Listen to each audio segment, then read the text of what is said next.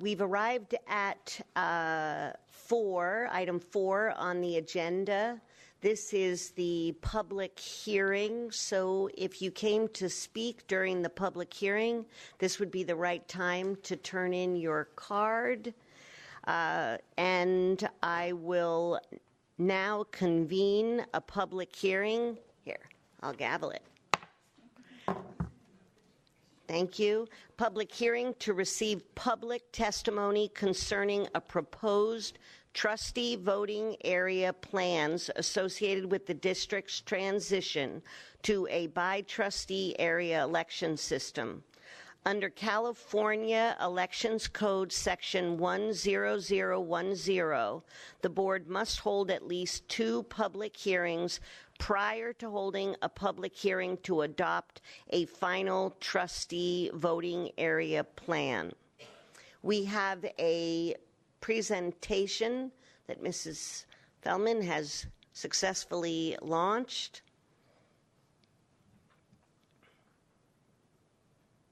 Gentlemen, welcome. Good evening, Dr. Connolly, trustees, Dr. McLaughlin, staff. I'm Jonathan Salt, and along with Larry Furchoff from Cooperative Strategies, we're assisting the district with its transition from at-large to by-trustee area elections. We're sort of in the second phase of the public hearings. We've had 2 so far in advance of maps being created, and now the demographer has created 3 options, and we'll go through them this evening. Good evening, board members, superintendent, members of the cabinet. We've drawn 3 initial scenarios for input from the community, and we've done that in compliance with the applicable federal law in terms of looking at 2010 census data, making sure the areas are roughly equal between the 5 areas with a variance of up to 10%. We've looked at compliance with the Federal Voting Rights Act, keeping the areas compact and contiguous, looking at communities of interest and keeping those together where possible, as well as considering incumbency as a consideration but not as a primary consideration. So we've checked all the boxes here. We'll go over very quickly some of the information we've previously shared at the board meetings and at the pre-map public hearings, and then talk through the 3 scenarios before opening it up for questions and comments. This is the total population information for the school district as of the 2010 census, so 135,095 residents as of 2010. That equals 5 areas of about 27,000 people if you divide it in 5, with a variance of up to 10% between largest and smallest. So about 2,700 can be the difference between the largest and the smallest. You can see the ethnic breakdown on total population as well as population 18 and over. With about 70% white, 16% Hispanic Latino, 8% Asian American, and just over a percent African American. The next page has information on the citizen voting age population. At least that's captured in the table to the right, showing when you look at folks who would be 18 and over and be citizens of the United States, and therefore your universe of potential voters. So you can see the white population increased to just about 78%. The Hispanic population decreased to about 12%. The Asian population is about 7%.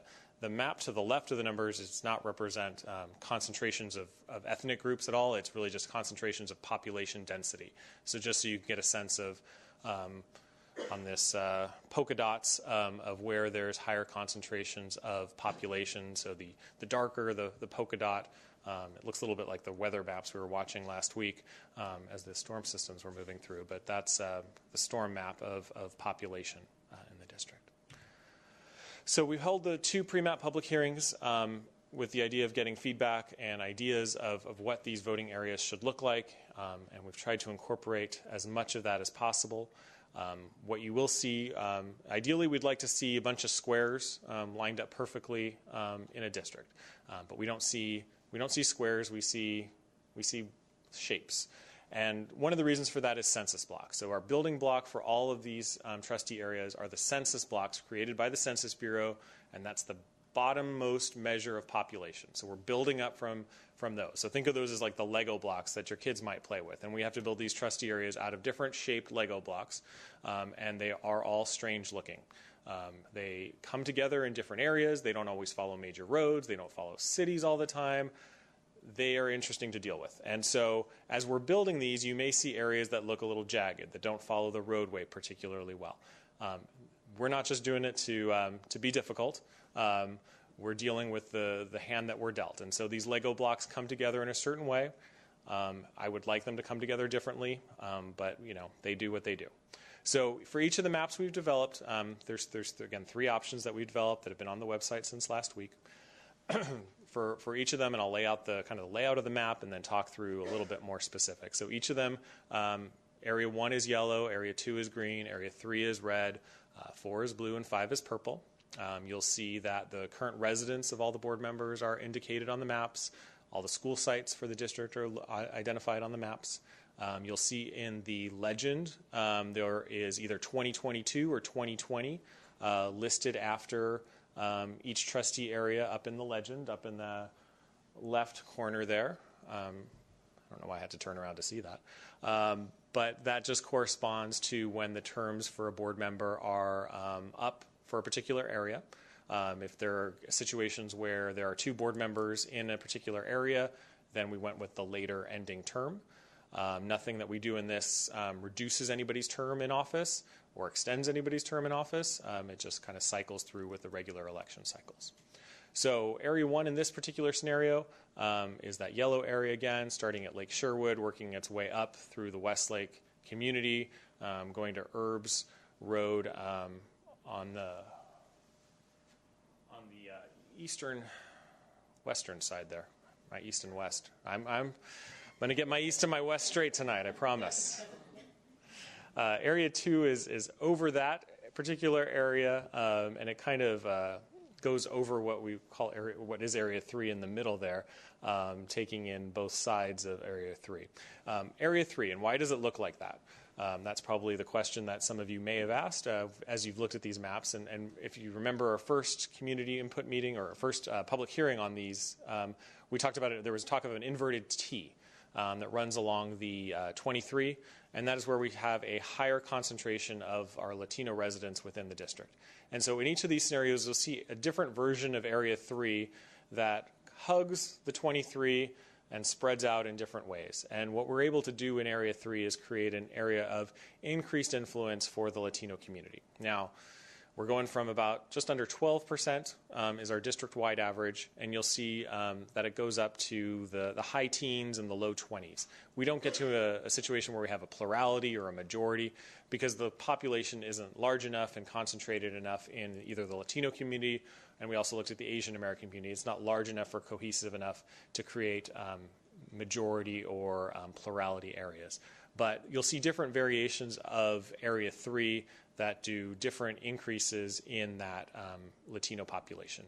And just rounding it out, Area 4 would be on that northwestern side of the district, mostly above the 101 freeway, but dipping down a couple times to gather enough population to get to 27,000 folks, and then in the kind of northern part of Newbury Park, and then Area 5 being the remaining majority of Newbury Park. You can see our total population variance, if you look at the lower right-hand corner, is 5.26%, so we're within our 10% margin there. The largest area being Area 3, the smallest area being Area 1. So you can see that we achieve our population balance there. And then finally, we highlight on this one, this is looking at our citizen voting age population, the page of numbers, to really help the eyes out. What we highlighted here are those areas where we see protected classes that are above the district average. So you see Area 3, again, that center of the district, hugging the 23, where the Latino percentage goes up to about 19.44%. So that is, 8 percentage points above the district average. Area 4, a couple percentage points above the district average at 13. And then we see the Asian American population in areas 2, 4, and 5, which was the green area, the blue, and the purple, if you remember back to the maps, about a percentage point above the district average. So not huge increases on the Asian American population, but we see on that map that this population is very spread out, and in terms of total numbers is relatively small. So hard to create much more of an increase there. We do have these large maps. I know the maps as they come up on the screen are a bit hard to read and can't see all the streets designating them, but we'll leave these behind as well so they can be left at the district office, and you can get your nose up there and see what the dividing lines are and such. So this is scenario 2, and I'll kind of compare them each to each other so you can see what's different. Area 3, if we start there, doesn't go up as far north, comes a little bit farther, stays farther down and spreads out a little bit more. That means area 2 above it isn't kind of coming over both sides of it and cascading over it. So trying to create an area where that community makes a little bit more sense, going from Lang Ranch all the way over to Thousand Oaks High School, doesn't quite go as far to the east. I got it right this time. Doesn't go as far to the east, taking in those communities there. So that's one of the differences there. You'll see Area 4 comes over the 101 in a more cohesive way, but does come farther to the east in that particular trustee area. You'll see Area 1 comes a little bit more to the north. You'll also notice Area 3 has a little bit of a dogleg. I know Dr. Connolly would appreciate that term. That comes along the 101, taking in a little bit more of the area of concentration of Latino residents there. So again, population variance of just under 8%. You can see the election years, same as the previous scenario where Area 1 would be up for election in 2022, along with areas 2 and 3, and then areas 4 and 5 in both scenarios 1 and 2 would be up for election in 2020. Population summary here, again, area 3 at 18.73%, so 0.7 of a percentage point lower in terms of Latino concentration than scenario 1. But again, still above the district average, and 12.5% in Area 4, which is about a percentage point less than in the previous scenario. And then the 3 areas, again, 2, 4, and 5, where we have increased Asian American influence by a percentage point or 2. And then finally, scenario 3. So I think if we start at Area 3 in the center, perhaps the most pronounced of the inverted T's that you'll see, it going up along the 23 and spreading out along the 101 a little bit farther, and you'll see in the numbers what that does. But one of the things it does is it pushes Area 1 down a little bit, taking in less of the Westlake community and going more along the 101 into the Newberry Park community. Then Area 2 comes down and doesn't do that crossover, arching over Area 3. So it basically takes in the Thousand Oaks, Lang Ranch, those areas. Area 4 stays north of the 101, coming to the west of Area 3. And then the Newberry Park area is, the majority of that is within Area 5. Our variance here is 6.75%, so within our acceptable number. Slight difference here in terms of the sequencing. It would be Area 1 and Area 5 that would be up for election in 2020 because we have 2 board members in Area 4 in this instance. We sequenced it with the later serving board member's term of election. So that's how that one got sequenced. In terms of population numbers, what you will see here is we do get to 22.18% Latino by citizen voting age population in Area 3. So that stretching out and thinning of it along the 23 does result in a 2 to 3 percentage point increase over some of the other scenarios that we saw. It does diminish that population in Area 4, so you'll see we don't have a second area where we're above the district average. It really concentrates it all into the Area 3. And then our Asian American population numbers are pretty much the same in this scenario as they were in the prior 2. So just quickly, obviously, this doesn't change the overall district boundaries, doesn't change where kids go to school. We definitely don't want to touch that. Doesn't change how governing board members are, how the district is governed. Each board member still has a duty to the whole district and is responsible for all schools. And what we're looking for tonight, as you see here, is a kind of a recap of where we've been. The 2 pre-map public hearings last year, way back in December. Tonight's post-map public hearing number 1, and then subsequently we will have one on February 5th, and again another one on February 19th. And so at this point, we're just looking for feedback from the board and the community in terms of these initial scenarios. It does not mean that at the end of the process these will be the only scenarios. It doesn't mean that these will not change.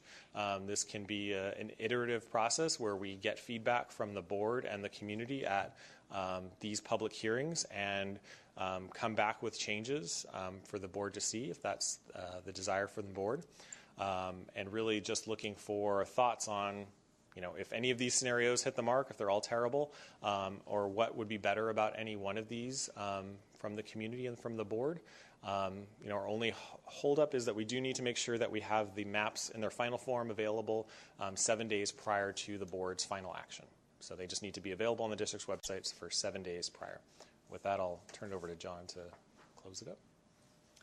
Thanks, Larry. And just one other thing. In addition to the board on February 19th selecting a map option, the board will also be selecting the sequencing. So what's on the maps is currently a suggestion, but ultimately the board can select its sequencing of which 2 trustee areas will be up for election in 2020.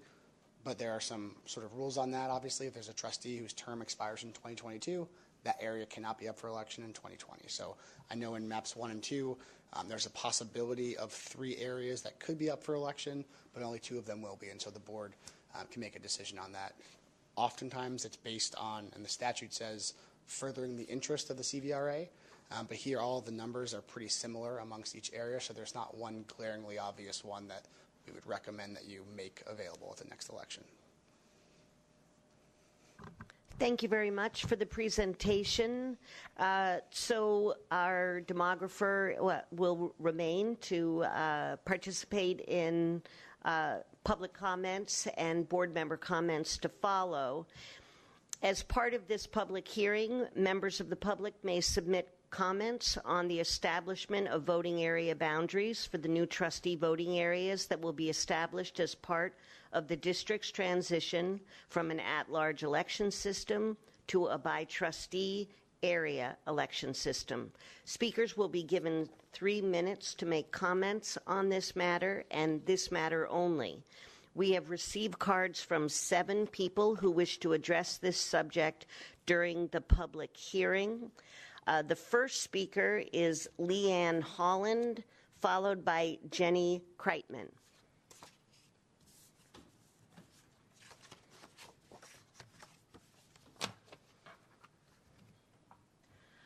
I yield my time to Jenny Kreitman, and I'm going to pass out some maps.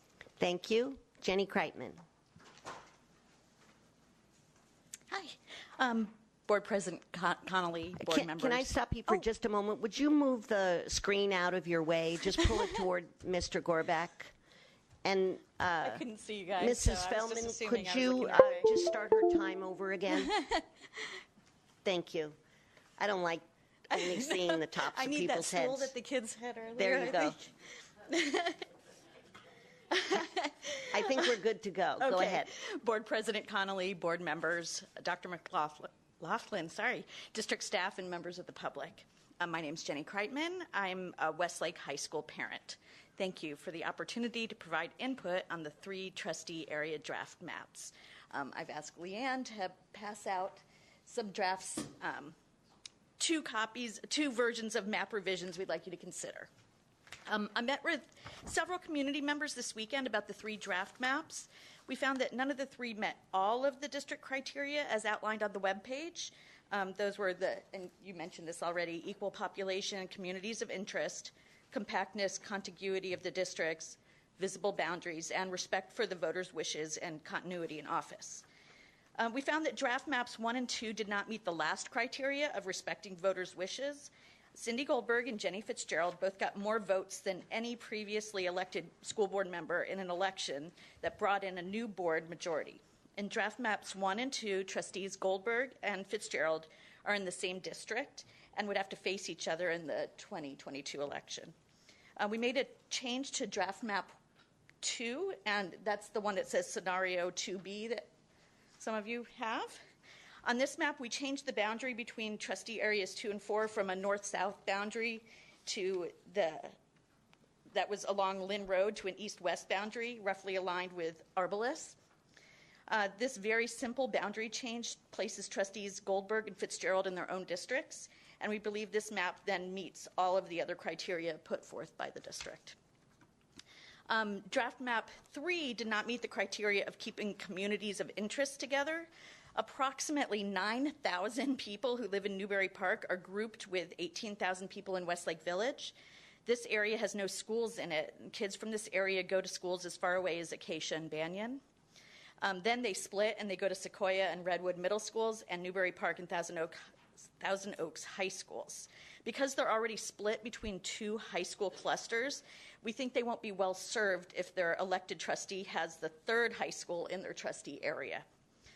We also made revisions to draft map 3, and you have that one in front of you that says scenario 3A. The revisions to this map are more extensive. We moved those 9,000 people from area 1 and we split them into areas 3, 4, and 5. In addition, we had to shift the boundaries between all of the other areas to create areas with equal populations. We believe this revised map meets all of the district's decision criteria. In addition, we like this map because it creates what we believe is the most even distribution of schools into trustee areas. The distribution of schools geographically throughout the district is uneven, with more schools in Newbury Park and the central portion of the district in Newbury Park and the central portion of the district, and fewer in Westlake Village and the northwest portion of the district. However, this map provides for a more even distribution of schools. The least amount in a trustee area is 3 and the greatest is 6. The other maps have between 1 and 8 schools in the zone. We hope you'll consider these potential revisions to the existing draft maps, and we've provided to the demographer. Thank you. Thank you very much. Next on the list is Lillian Mendoza, followed by Aaron Woolley.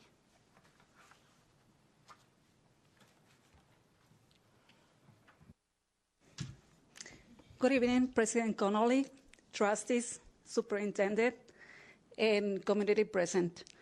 Some of you already know me. My name is Lilian Mendoza, but for those who don't, I'm president of Adelante Comunidad Conejo. This is a new organization that represents Latinos families. Members of Adelante are Latino parents, students, and other community members. We want to be a voice for Latino families.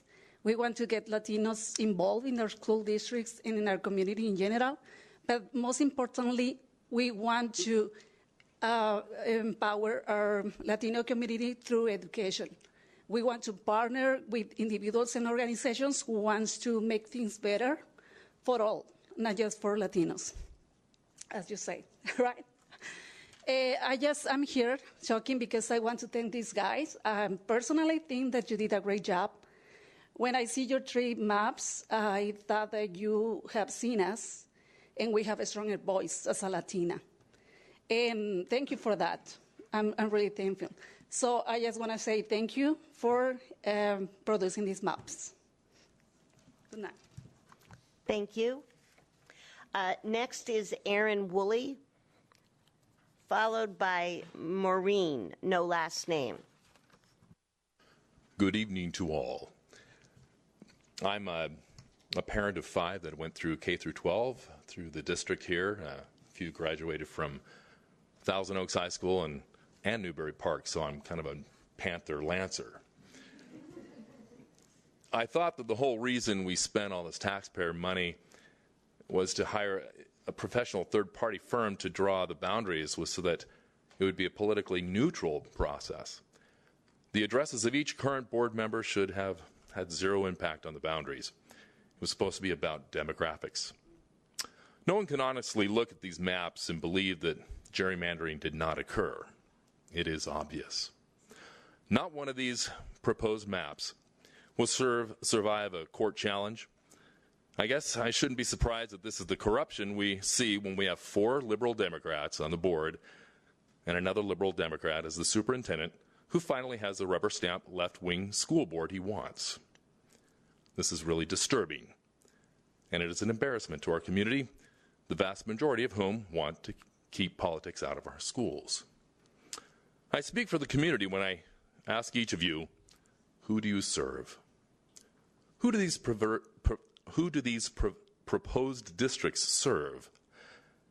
Do they serve your own selfish desire to maintain your board seat and have power and authority over others? Or do they serve the students of our school district? Or do they serve the minorities and underprivileged in our community who need a voice?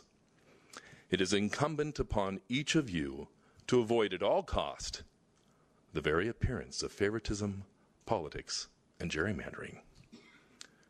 The picture these three maps paint is like a Monet, a little out of focus, but arranged very neatly.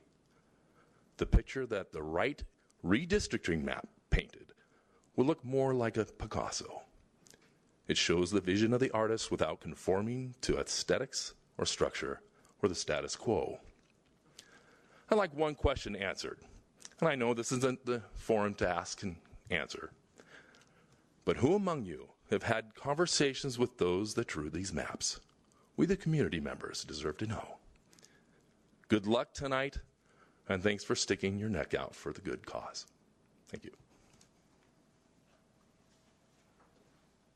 Next is Maureen, followed by Carolyn Guillot. Good evening, board members, and thank you for letting us come and give our opinions. I also feel that none of these maps really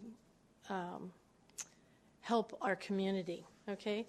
Without more detail, because I did look on the maps on the website, it was hard to find street names. You know, I knew the freeways, the major streets, because it didn't seem like they would help with respect to the communities of interest, because you couldn't see where your community was. Follow man-made and natural geographic features as much as possible. That didn't seem to happen on these maps very much. But if you look at the map and you see where the trustees live, they all almost look in the same neighborhood and yet manage to get in separate districts, which kind of surprised me. That's how little detail was on the map. It looked like they all were in the same community there. So it bothered me because, according to the presentation, it seems like this only helps one ethnic group instead of the other ethnic groups, and it doesn't seem fair to me as well. So I'd like to know if the demographers can come up with maps that actually show ethnic distributions so we could see a little more transparency how they came to these other maps. So, and the last question is, were the requirements, these 6 requirements that were listed on the website, were those the only requirements that were given to you to come up with these maps? Or were there other input? So as far as the maps, I wouldn't choose either one, any 3 of them. So thank you very much.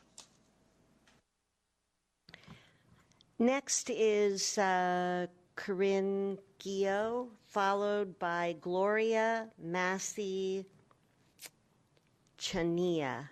Sorry. Go ahead. Hello, thank you, board members. Carolyn Guillot from Thousand Oaks. I've been involved here for 25 years. I have grandkids who have gone to these schools. I want to thank you for the opportunity to speak. I'll just be real short. I kind of agree with the previous speaker that we should have had street names here. It's very difficult to know what is included in each district. Also think, especially if a community is divided, why was it divided there on a street? And we need addresses of the board members so we know where the division is. Thank you.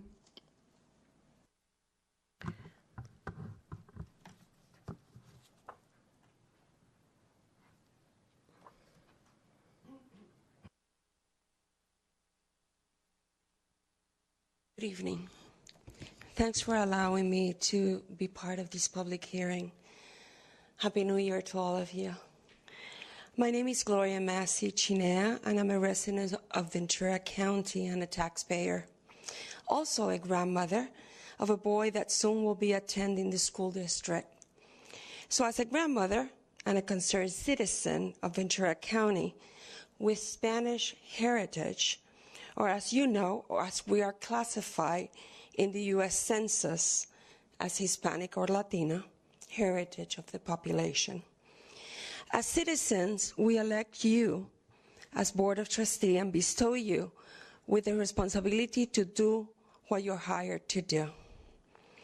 For you to provide custody of the services of all our children in our community.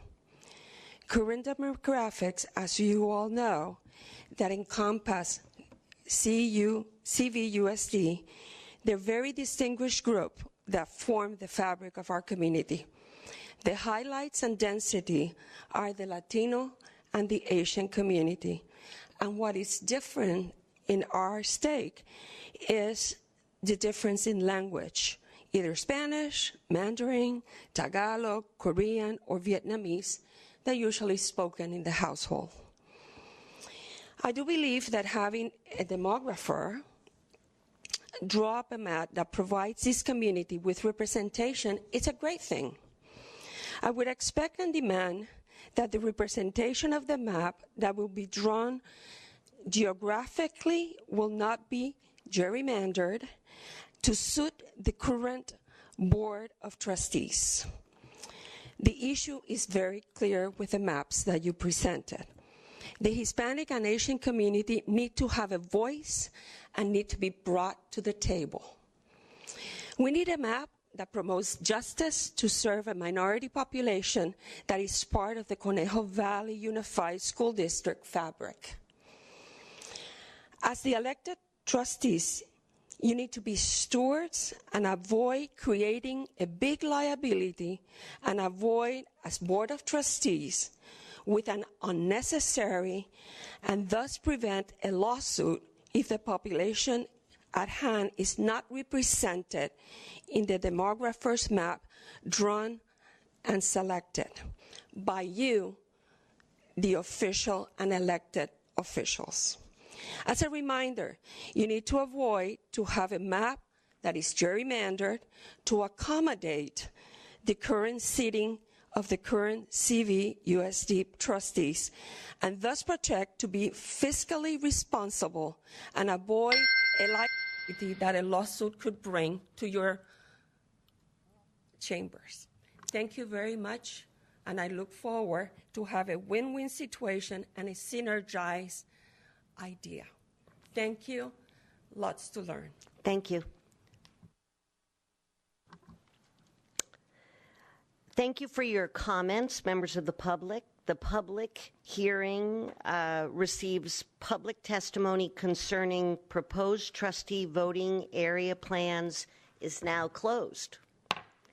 So this is an opportunity now for board member discussion, for board members to ask questions of our advisors and to provide guidance as to any changes they might be interested in or impressions they might have about the maps so that they can be adjusted if that is your wish.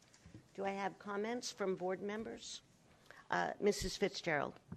Just as an initial comment, I want to echo what we heard from some of the public comments in terms of the maps needing to show the streets. I myself looked them up and then found that I had to go to Google Maps, even in my own area where I'm familiar with kind of what the street lines look like, to really be able to see where the lines were. And then I was comparing Google Maps with this map, and I want to make it really easy for community members that are looking and for ourselves to be able to just go on these maps. And are we able to get the street names on there? The limitation comes, and what we'll do is, the limitation comes in just the size of the map. So in order to get most of the street names, you see this map as 3 feet by 4 feet. And to upload that to the website means you can't print it out. And so what we will do is we will put onto Google Maps the trustee areas, that 3 scenarios. So we can provide a link to put on the district's website where you can just be in the Google Maps environment where everybody's very comfortable nowadays and scroll around and see where those dividing lines are. That would be great. So we can get that taken care of. If we have that kind of a map interface, will viewers be able to see where the census block lines are? Because otherwise, one could go on a deep dive into parsing a few streets over, but it wouldn't be. We are not allowed to divide census blocks, are we? So, I'm just thinking about Let me look into whether we can upload the census blocks overlay into Google Maps also. I don't know off the top of my head if we can. We may be able to kind of, MacGyver it, if you will. If it's possible, I know that people who are looking closely would like it, but just being able to see it in a form that allowed you to look at the streets would certainly be welcomed. And if it was possible to provide census blocks as well, I know that would clear up some of the questions about why is the line here. Because it can't be one street over, it would have to move to the next edge. Yeah. And I think if my memory serves correct, among the many maps that are on the district's website, we provided some baseline maps. There was the ethnic population density map that I think one of the commenters mentioned. And I believe we created, I don't know if we ended up uploading a map showing the lines of the census blocks that overlaid on top of the district boundaries. So if that's not up there, that standalone map will certainly add it. And I'll look into whether we can paperclip and shoestring the maps into. That's what we have to do sometimes. Yeah, that is a very technical term, that and Legos.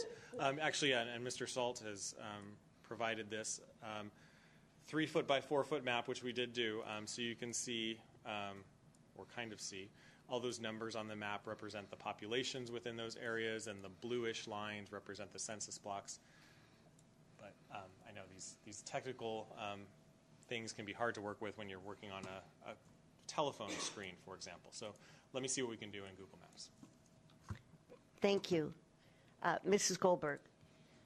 So I was recently at a DAC meeting, and a number of parents brought up the fact that they believed that socioeconomic groups should be taken into account as a community of interest. Is that something that we do, or is I know that it's along Hispanic, Latino, and ethnic lines. Is socioeconomics something that's taken into account? And should we look at it, and is that something doable? It's certainly something we can look at. What we can look at is household income, average household income in kind of certain bands, and look at that, how that breaks out in these different scenarios, and see if we are grouping together socioeconomic so that we have concentration areas of a lower socioeconomic group to kind of keep that area intact. So we can certainly do that. Mrs. Everett? I have several questions. First of all, you mentioned that there were other maps other than these that are on the district website. Is that what you said? Yes, that there are other baseline demographic information maps that are on the district's website. So there's the page that talks about this process, and then on the left-hand navigation bar, there's the general CVUSD maps tab, which Mr. Salt is scrolling through. And so there's a series of maps that look at different things, and kind of the titles explain what we're looking at. So you can see this map that you could click on here shows the concentration of Hispanic, Latino, citizen voting age population, again, showing the census block, showing the population within those areas. So lots of megabytes of information to consume there. So you can see, for example, we're looking at this area right by Venture Park Road. You can see that there's a concentration of Latino residents there, and you can see the census blocks and how many actual people are in those census blocks. That was one of my questions, is why that has not been a scenario to have that block in the red in the District 3. It comes down to... It comes very close on one of the scenarios. Yeah, it comes close in Scenario 3. It's just how far can we stretch that, and what communities do we end up breaking up in order to get to that particular area. You can see it's a bit of a jog from where we're starting out here to go. We make it all the way... Sorry. Okay, we make it all the way to there. But to get across this canyon, and again, the way the census block works, we end up going way up and taking in a bunch of area that wouldn't be helpful to our purpose. And so it's really trying to keep where the areas are concentrated, and we can't reach that area. I would like to see a map that does include that area because I believe that the percentage would go up dramatically. Because when the other map that when you changed one of the maps and made it shorter, the center part shorter, that center map, it only took out about 200 Latinos, and the third scenario, which has the skinnier part at the bottom, has a lot more. And I think that it would, if you stretched it, it would be a significant amount more, which is the purpose of the redistricting, is to get a significant voting block for the Latino population and other minority populations that should be served by this. Otherwise, if we're not going to give them a significant increase in their voting power, the process is not as effective or useful. Let me take another run at that. I know one of the limitations is, and I'll just step over here and try to raise my voice a little bit. Again, this area is where we have to cross. It has a much lower Latino concentration. So we add that area. We're grabbing a lot of population, so we have to lose population somewhere. The question is, where do we lose it from? And then we also have this situation where this census block scoots all the way up into this weird shape, takes in part of that neighborhood. So there's some challenges with that. We'll certainly look at it again, and we can show you what it would look like and why we do or don't think it works. Okay, I think if it brought the percentage up significantly, it would be worth looking into. Again, we'll take a look at that. Okay, thank you. And then are these the first draft maps that you have come up with? Yes. And so the board there are no other maps that you have come up with that anyone has seen?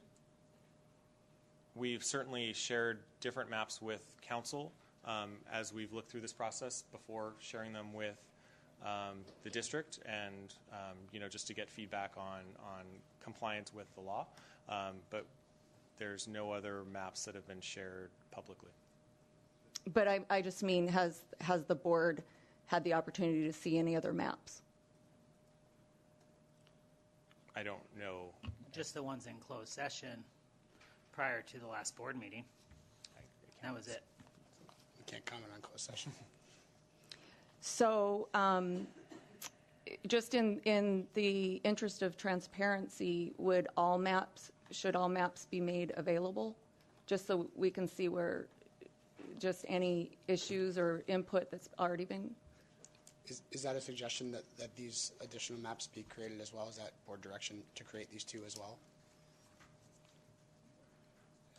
If that's the board's direction to identify all work product maps and have those available, we can certainly talk through that. I just don't know what the direction of the board is on that, so I would leave that up to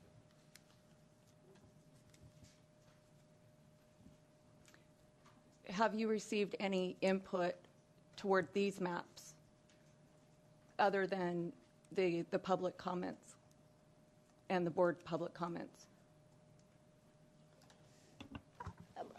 Mrs. Everett, are you trying to ask them whether any other board member or staff member has contacted them and provided additional input? Is that what you're asking them?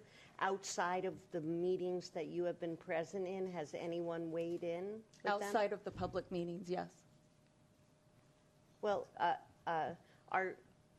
you know well that this item, because it was triggered by a threat of lawsuit, was heard during closed session. It seems to me that what you're trying to do here is force a public disclosure of a confidential closed session item. If I'm misinterpreting what you're trying to do here, please clarify. Are you asking whether members of the public, members of the board, or members of the staff have communicated with our agents privately? Or are you asking them to disclose you're asking them to disclose closed session item information because you don't want to be the one to incorrectly disclose closed session material? I'd like to know what it is that you're doing. What I'm asking is how much input have you received on these maps that the public was unaware of? I would speak from staff's perspective. They've received zero feedback from me on any of these maps, and I'm not aware of any of my cabinet or any other staff who is asked to tweak or adjust or do anything with these lines. This is pure public comment and board discussion. Myself and staff are out of it 100%. So typically, is it usually in open session where everything is discussed? When map options are created and released, open session is where map options are discussed. Or Okay. if someone were to submit comments, like for example these maps, submitting these now creates an opportunity if the board would like to provide direction to create one or both of these new additional map options to become 2A or 2B and 3B. This is the time for that. So what additional options are you referring to? The first public comment speaker Oh, passed these out two? 2 maps. And so if the board would like to provide as a majority direction, we can create these and look into the numbers. That is the kind of feedback we're looking for. Hang on that idea for a minute because the other board members, I'm sure, will want to weigh in. Did you have additional questions, Mrs. Everett, before we give the mic to another board member? Yes, I do.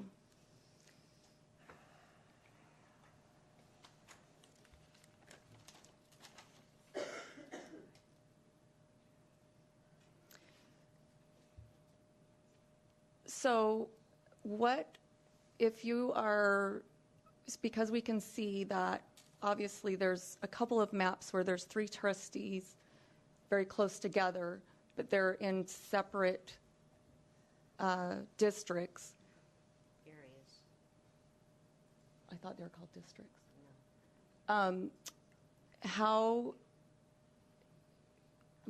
What part did it play in that to have to ensure? I know you said one of them was that you would take into consideration where trustees lived. Would it change any of the demographics? Sure. So because I did these maps myself and I'm publicly taking ownership for it, which probably is a bad idea, I will say that when these maps were created, I did not have your particular addresses on the maps as I was drawing them. And as I look at them, you could see, in scenario 2, if incumbency was really something I was interested in, it would have been pretty simple to just take Ms. Fitzgerald's residence into Area 1. If this were a partisan or gerrymandered type process. So I think, there's other situations where I know it looks like they live close together, but it's a very densely populated area. I've seen other districts where trustees live a lot closer and they're in separate areas.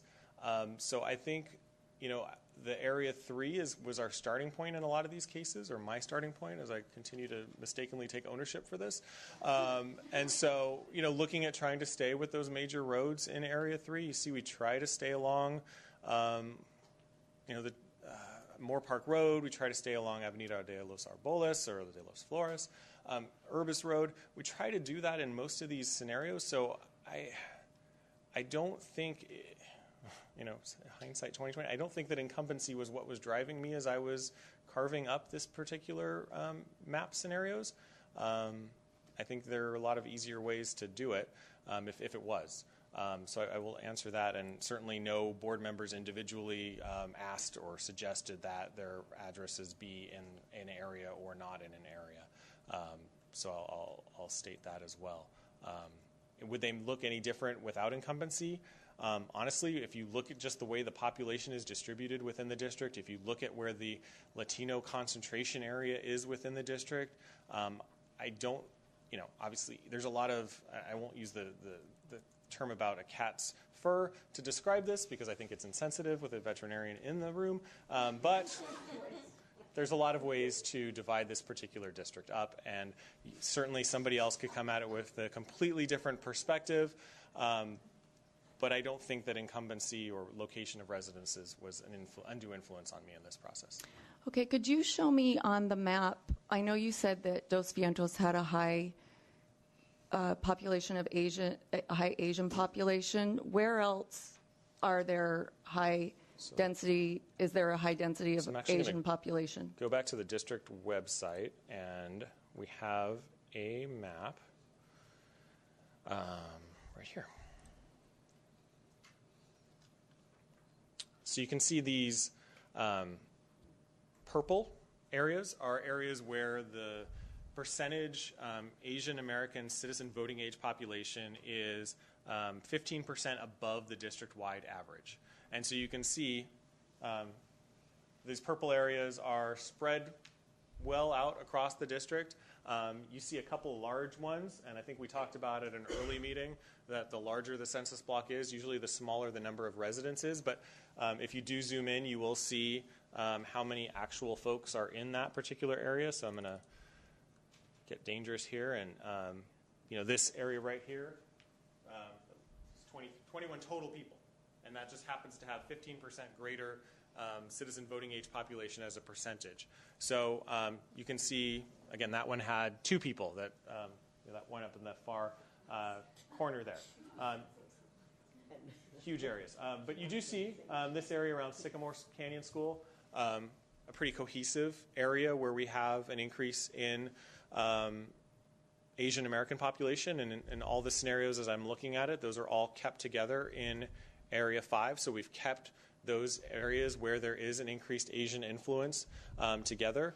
Obviously, we can't go over and grab each little block of Asian American increased citizen voting age population.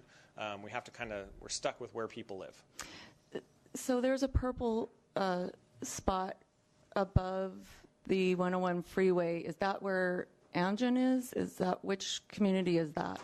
So it's and how dense is that population? So let me zoom in a little bit more on that. You can see the streets there. What is that? That is coming off of Rancho Conejo Boulevard and just north of Venture Park Road. Is that? Where I meant was above. So I meant, so if you go back to the larger screen, or where you pan back. Okay. So it would be above there on the map. So the one that kind of looks like a hook or up. Is that where you were? I was okay, just I thought right you were here. Down below the No. 101. Okay, so you were in there, and that is Rancho Conejo. So is there a scenario where you could put because that is in Newberry Park? Certainly, but I think what it would do is I'll pull up another map there. it would create a situation where we're slicing Newberry Park in half. I mean, coming around and coming down to this community. And so we would be really taking the Newberry Park community apart, if you will, in terms of how it's created. And I'm not sure, again, we can look at it. I'm not sure how much of an increase we get in that particular scenario. But if that's something the board would like to see, that's a direction we can take. Again, it's not just what that area looks like, but what does that do to all the other areas as a result? I would like to see that scenario because those are the only 2 things I can, that and the Latino community are the 2 things that I could see that could increase those populations, which is the purpose of this process, is for those populations to be better represented. And so even though it might, I mean, in other scenarios, you've divided TO down the middle and had, the strip in the middle and all of that. And Newberry Park is already divided. You have it divided in all the maps. And that's just because what is considered Newberry Park is too large to be one area and too small to be 2 of its own area. So it has to be combined with other communities. I would just be interested to see if that really improved the Asian population from, I think you had it at in most scenarios it was at 9, or was it about at 9%? Yeah, just under 9% in most scenarios. So, because I noticed that in 4 and 5, they had about equal, and I was wondering if by putting that in, it would, greatly increase the Asian population. We can certainly look at how that would shape the map, if that's the desire. Let's see. Okay, that's all my questions for right now. Other board member comments? Mrs. Fitzgerald? I had a couple comments. In looking at the Voting Rights Act, there were a couple requirements that concerned me with some of the maps. The first was the communities of interest requirement, and the second was the geographical compactness. So for communities of interest, we're looking at a contiguous population, right, which shares common interests. And then for geographical compactness, looks like they're to encourage that so that nearby areas of population are not bypassed for more distant population. And again, I understand why you're focusing on that red area, because that's going to give us a higher percentage of our Latino population, and so that's why that's drawn that way. That being said, some of the maps where we're taking a community from over here and we're looping it over to another community over that red area concerns me as it relates to those two criteria. Because it looks like we're not really meeting geographical compactness and potentially communities of interest. There may be other areas in the maps that have those same concerns. I'm just more familiar with that area of the maps. So in terms of feedback and working with the maps, that would be two concerns that I have. Mr. Gorback? A question kind of piggybacking on what Ms. Fitzgerald was saying. With the Voting Rights Act, if there are criteria of communities of interest staying together versus trying to reach out to the side to get to build on the minority population, is there a priority as far as those two when they conflict with each other? I think what we have to be careful of is there's also the concept of, we want to create increased influence for underrepresented or protected classes within the district in such a way that race is a consideration but not the sole consideration. And so if we go too far down the path of highlighting those areas and just picking up those pockets and kind of connecting them with some interesting shapes, we go a little bit too far down that road. And so what we've tried to do is create these 3 areas that are represented here, or 3 scenarios where Area 3, again, being our starting point. That inverted T is something we heard from the community. So I didn't just come up with that off the top of my head. And so trying to have those areas be relatively compacted. The more we start stretching to pick up those populations, we have to lose that population somewhere else. How that looks, it's kind of a balancing act. So there's not a hard and fast rule that this is the most important, that's, so you can't do this or that. It's kind of how do these all work together. Obviously, we want to increase the influence of members of protected classes, but we also want to keep communities of interest together and have these areas be as compact as possible. So trying to accomplish all of those means there's some sacrifices that occur to each of them. And all under the umbrella of equal population. Dr. Connolly?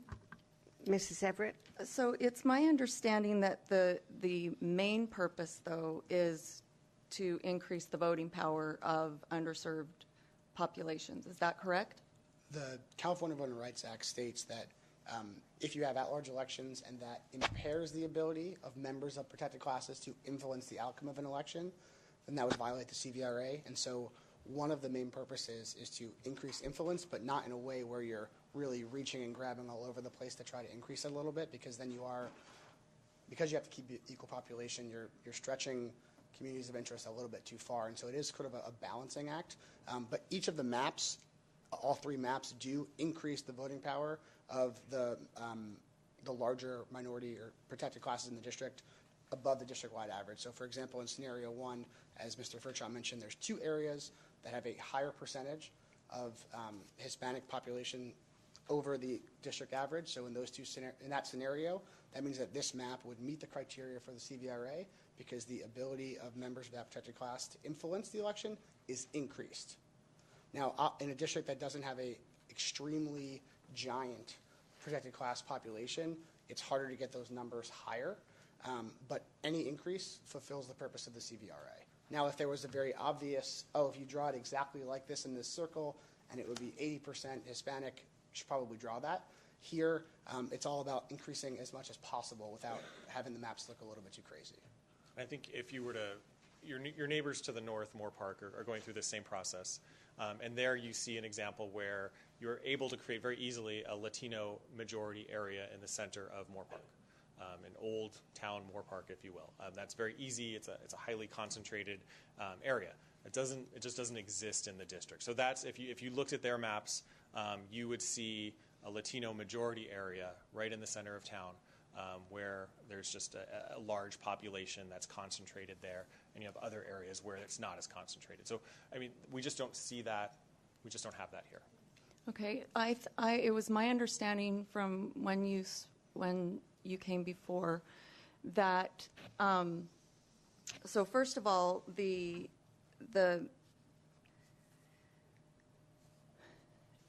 I don't really understand, it doesn't, we've drawn like a skinny line there and a skinny line there.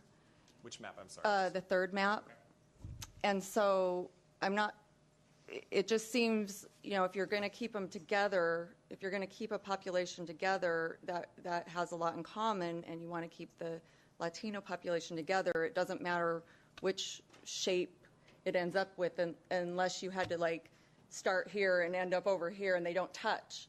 I thought that was the criteria, is that they had to touch. Well, I think that this map was specifically created based on community feedback. I think had we not received that feedback early in the process, it's likely that maybe there wouldn't have been this inverted T. I don't know where you want to take it. Yeah, no, I think, as we looked at where the population was, I think that was a map that came to, be an option. But I think, obviously equal population first. Then we have to look at, are we doing anything that inhibits the ability of members of protected classes to influence the outcome of election? Are we doing things that would help that class or that group? And so if we look at the area that is red in each of those, and we start carving it up among its neighboring areas and cutting into it, we would be diluting that area where we do see increased voting strength for the Latino community. So it's almost looking at it as the negative of it. So what does it look like if we take the area 3 and we do something differently with it? Is we take an area of somewhat concentration of Latino population and we're dividing it out. I think to go back to your original question of can we go farther to the west, that's one thing we'll look at. The question will just be what comes out of that area as a result. But first and foremost, roughly equal in terms of population. Second most, is there anything we can do to increase the influence of members of protected classes? To the extent we can't create a majority, we can't. And so anything that we can do to assist is better than not. Okay, and then I remember from the previous time that you came that you stated that the district that would have the population that we are interested in would be up for re-election as soon as possible for that group to have an impact on the board sooner than later. Isn't that, do you remember saying that? It would depend on how it was drawn. I mean, I think in this scenario, Trustee Gorback happens to live in the middle of the area that's highly concentrated or higher than the district average concentration of Latinos, and because he gets to serve out his full term, there cannot be an election in that area until his term expires. I think that if he happened to live somewhere else, then that would be an area that we'd recommend be up next for election. And then in the scenario that has 2 trustees that are up in 2022, if that scenario was chosen, how does that affect the board? Are there going to be 6 board members? No, so there's 5 board members at all times, and so let's say hypothetically We're looking at map number 1, just because it's on the screen and it's exactly as you described. So in that scenario, the green area and the red area would not possibly be eligible for an election in 2020 because there are trustees who live there who have term until 2022.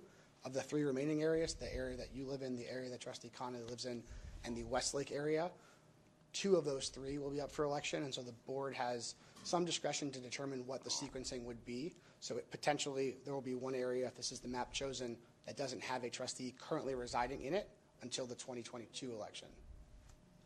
And so at 2022, the 2 trustees that are in the green area would have to run against each other, or only one of them could be a board member, and so that would but we would only have one board member from the green area, and then we would have a newly elected board member who resides in the yellow area, so only 5 board members at a time.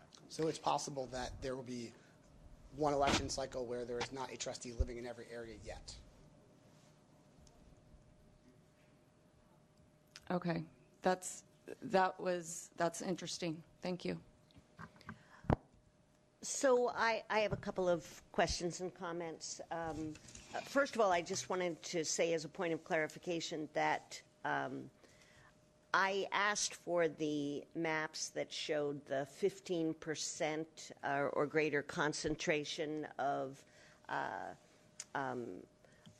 Asian population and Hispanic Latino population to be placed on the website when we began this process because we wanted to make sure that the public had access to some of the information that our demographers were considering and that the board was considering. And I also asked for the maps to show the addresses of our current board members because those are a matter of public record.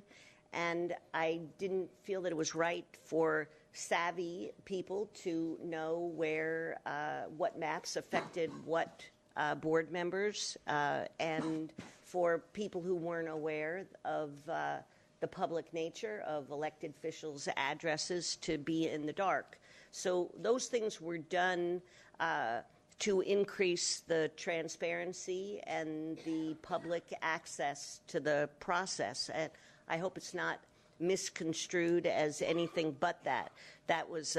Those were late adds to the process because I felt that they were in the public's best interest. I did want to say that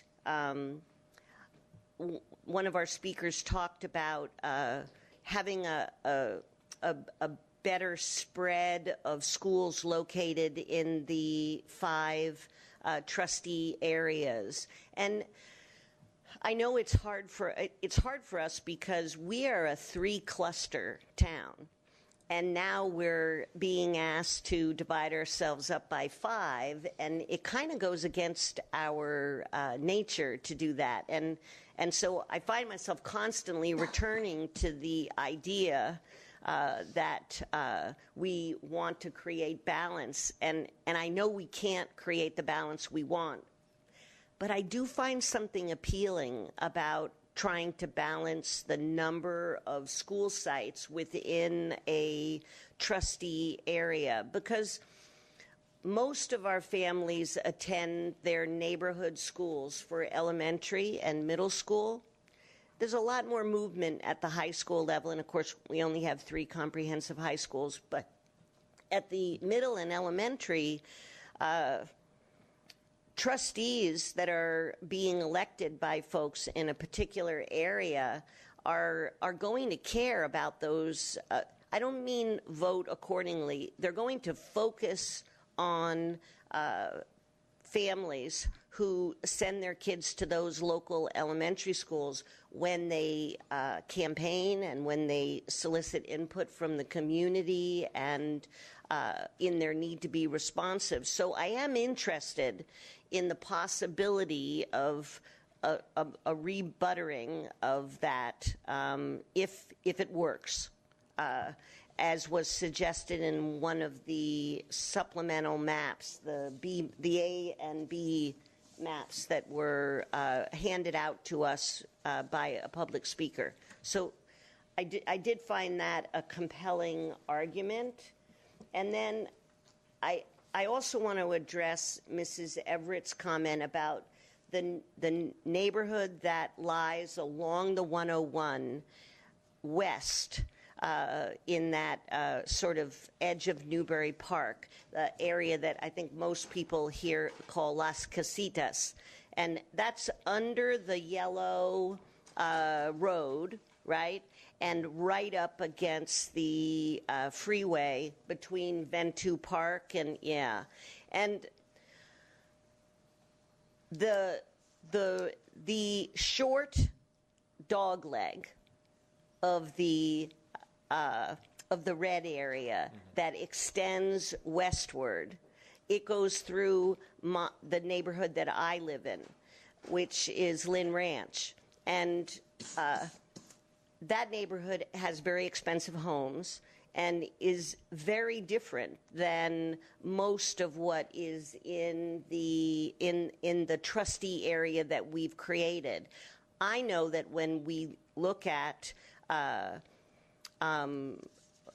value of residences or average income, clearly they're tied to one another, we're going to see a concentration pattern that looks a lot like the concentration pattern of the Area 3, the red area.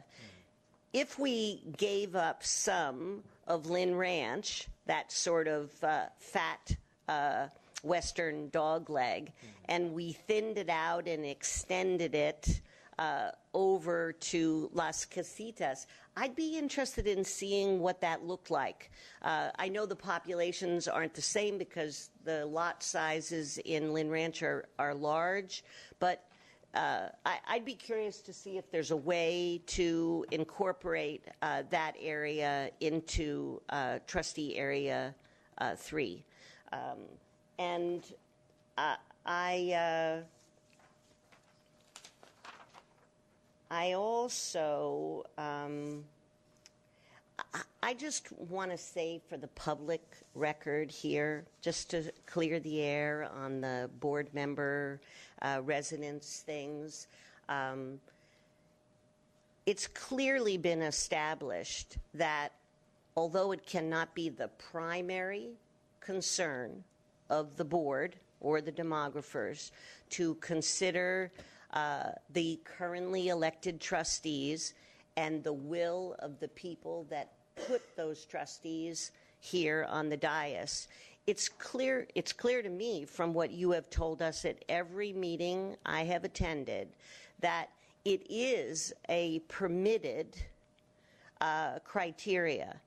And I think it's an important one. And just in case anyone was worrying about Cindy Goldberg and I being in the same trustee area, I'm just going to say publicly here tonight, I have no intention of running for another term. I'm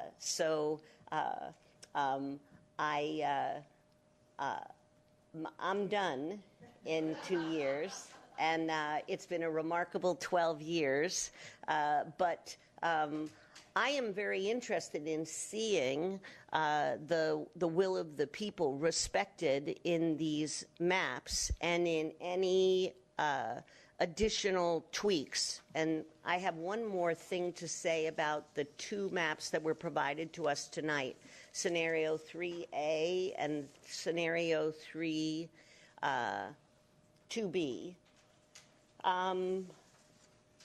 I think 2B is very interesting, and I'm wondering why we haven't thought of this one. There's probably something wrong with it, like it forgot the census blocks or something else. But I because I know it's complicated, but I'm interested in seeing you work out to be something similar to 2B that follows the rules, and that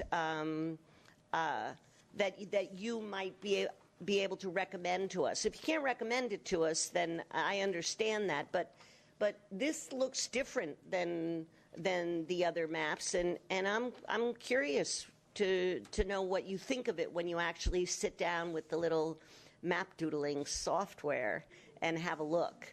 That's probably another technical term. We just use crayons. Crayons. But 3A, it kind of looks like a, I guess what 3A does for us is it butters the schools out a little better, and it kind of attaches what most of us consider to be true Westlake together. So I think it's worth having a look at them, or something close to that, but it has to pass your, I don't want you to bring us something that won't meet the rest of the criteria, and that you're not that you wouldn't be comfortable recommending to us. I am assuming that every map you bring to us, no matter what input you get from the community or what input you get from the board, that every one of the maps you bring to us and we post for the public, that you're comfortable it follows the law and it meets the criteria, and that we're not walking too close to something we shouldn't be doing. Yes? Is that a correct assumption? I thank you for that. Dr. Connolly? Mrs. Everett. Okay, so when you gave them the direction to put our locations where we live on the map, was that the only thing that you asked them to do? Mrs. Everett, I'm just going to say this one more time. You were in the meeting. I have never spoken to them that you were not in the room with me. So you're talking about closed... I don't remember you asking that. I understand that you don't remember it, but I have never had a conversation with either of these gentlemen that didn't take place in your presence. Never. Never. So I'm sorry if you don't remember the conversations, but it has literally never happened. Okay. So when we, because you have our locations on there, you know, that is now public information, which I guess anyone could go and look up our addresses and figure out where we lived if they really wanted to. But I just thought I would have remembered if we did a consensus, but maybe I can go a little bit on that. I mean, it's just our practice that we put the board members' addresses on the maps, because if we don't, there are questions about why they aren't on the maps or what's being done as to why they're not on the maps. So our practice is they're on the maps, whether it's somebody's name or just the star. I mean, there may be one district we've done where the name wasn't there, but a star was there to signify the board members, and verbally we were told they just didn't feel comfortable with their names being on the maps. But the addresses are always on the maps because it's just part of the public process. And so with or without direction, that was done. And didn't you tell us in that process that they wouldn't be exactly located Google Maps over our house with that? It's like a house listing. I mean, we find out how many bedrooms. Exactly. Yeah. Not so much. Yeah. I recall you sharing that. They're not that exact. And the rationale is if there were no stars on this map, for example, someone might assume that someone just happens to live right there, and that's why it's drawn that way. But really, it's for a different reason that Larry talked about. And so the stars being on there show cards on the table where everybody lives. Mrs. Fitzgerald. So since I'm the one that asked for the Google map with the street. I'm not going to put your Oh, yeah. I mean, you know, people know where I live. So, but yeah, if there's a way to put it so that, you know, as a board, that concerns not that we're showing exactly where everyone's house is. I won't be able to incorporate the stars or your locations in the Google Maps without it showing exactly where you live, so that's just something people can refer to the other map for. Okay, thank you. I just want to point out, and Jonathan, you could support this one way or the other, but as far as our district website is concerned, would you agree that's probably one of the more comprehensive and transparent builds that you've seen out of all of the districts or cities that have gone through this process? Yes. This is, I mean, some districts, like anything on the website is helpful. Anything that shows, when the meetings are and what the maps are is helpful. But the particular tabs with the videos of every board meeting, the PDFs, the extra maps, the FAQs, not everyone does that. So this is one of the most comprehensive ones that I've ever worked on. I just want to make sure from a transparency standpoint that it is noted. Thank you.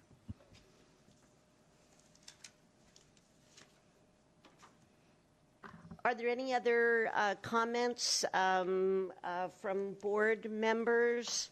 I think what I have heard tonight, please correct me if I'm wrong, is that you're going to take a look at the two map ideas that came from public comments, and that you're going to do the Jenny Google Map version, no matter how hard it is. And is there anything else that board members that Mrs. Everett and I both expressed interest in seeing whether it was possible to include Las Casitas in Area 3? Was there anything else that board members are expecting to see in the next version that wasn't just listed, Mrs. Everett? I would like to see trying to enlarge the Asian population by drawing in. It may not be possible, it may not be something that works, but I would like to see it and see how much the percentage would go up. The other thing, just as I'm going through my to-do list, that I heard was also the socioeconomic data that Mrs. Goldberg asked about, so that we would also include that information as well. Sounds good. Excellent night, gentlemen. Thank you for the maps. Thank you. Dr. McLaughlin, we're going to leave these here so you can have them for your office. All right.